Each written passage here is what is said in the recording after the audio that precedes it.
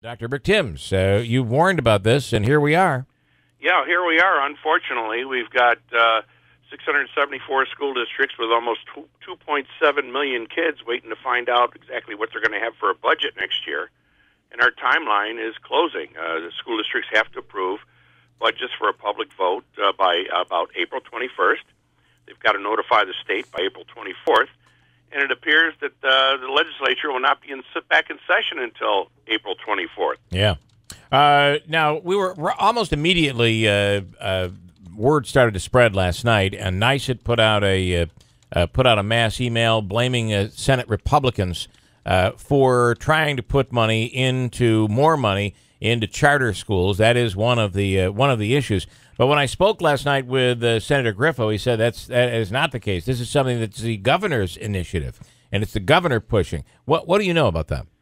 Well, I think it's a little of everything. I think there's so many items on the table. You know, the governor did his proposal in January. Here we are in April. You'd think we could have had everything. We could solve everything by now, for heaven's sakes.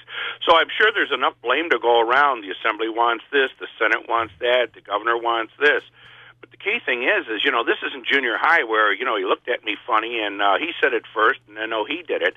This is real stuff.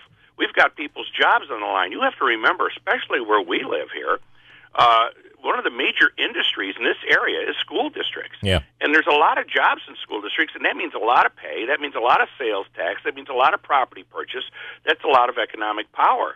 And we just can't jeopardize that. Word is, and we've already heard, and the Assemblyman has talked about, we've not spoken to the school district, but based on the numbers, it's believed that Utica will, if this thing doesn't go through, they're going to have to lay off people. Well, here's the thing. What actually happens is, as you would find out in any place that was dependent on, we'll say, some type of state or federal funds, what you've got is contractual obligations where you have to notify people if you believe you have insufficient funds to pay them. And so, therefore, they may have to send out what's called reduction in force notices saying that, look, we may not be able to hire you next year. So then people are going to be scrambling for jobs, perhaps. This is a threat to their livelihood. It's a threat to the regional economy. So if they were to get back, what would we say? It'll be April 24th or so they'll be back. Yeah, well, it'll be April 24th, but then budget documents will already be being published by school districts. Okay. They will already start having hearings within a week, probably before. They usually have a hearing about a week or so before the May 16th vote. Then they'll be scrambling, trying to figure out what their new money is, if they get any new money, what they're going to do with it, how they're going to spend it. And this is really no way to run a school district. Yeah. You've got to plan ahead.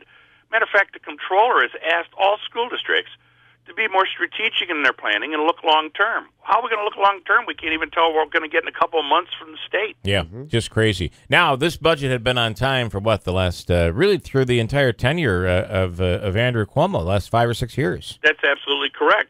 But the key thing is I think one of the complaints by, I think, many players is there's a lot of policy issues in this budget. Well, we understand why there is, because that's how politics are played. In other words, you leverage as best you can to get the things you want. But there comes a point in time where all of a sudden you've got to start saying, wait a minute, we owe obligations to these people.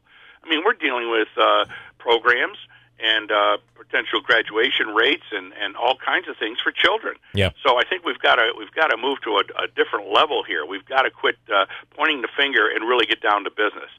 All right. Well, let's see what comes of this. They're on their way. Actually, they're all home already.